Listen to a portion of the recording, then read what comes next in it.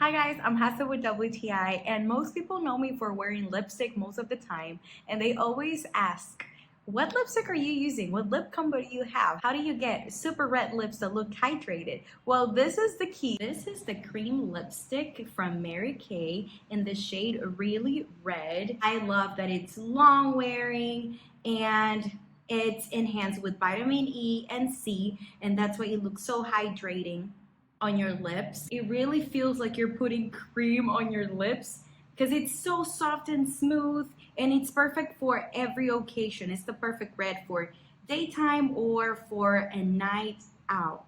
I always get lots of compliments on it because it is a different red and it's the shade that you will always want to have in your makeup bag. It's really easy to wipe off and also easy to reapply. And since this Mary Kay lipstick is super pigmented, it can not only serve as lipstick, but also blush. So once you blend out, it will leave a beautiful rose color on your cheeks and it will look so natural and beautiful. So again, if you're looking to have the perfect shade of red that you should always have in your makeup bag, I think this is the one.